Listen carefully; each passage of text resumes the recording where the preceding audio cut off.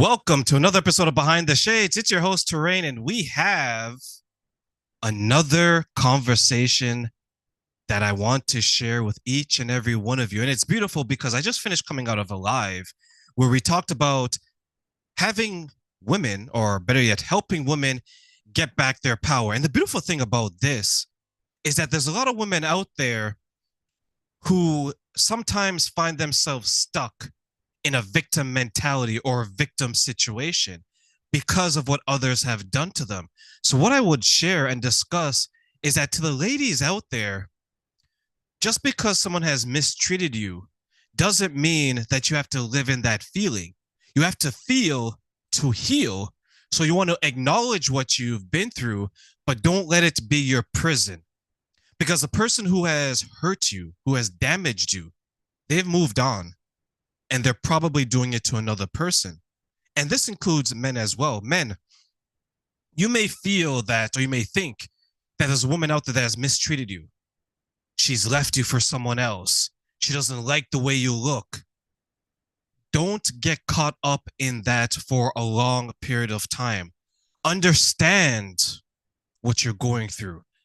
Acknowledge the pain, but then come up with solutions to exit out of it. Because, ladies and gentlemen, one thing I want to share with each and every one of you is the longer you stay within the pain, the harder it's going to be to come out of the pain.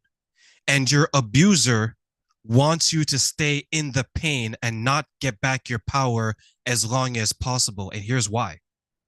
Because many people end up going back to their abuser because it's the devil that they know instead of going out there into the unknown. And that's the part that's scary.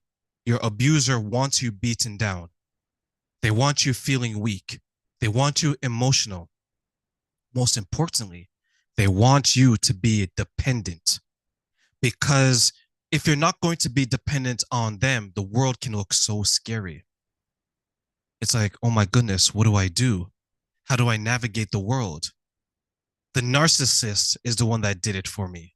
The abuser is the one that helped me through it. The toxic ex is the one that said all these things when I didn't have to say it. They have taken away your power. They have taken away your voice. But this is how you get it back. And the first step, acknowledge what you're going through. Second step, understand that you don't have to be a prisoner of that feeling any longer.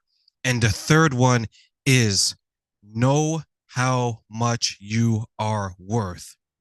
Don't let someone else put a price tag on your body, on your emotions, on your state of mind. And those are the first three steps you must take to healing yourself after you've gotten back your power.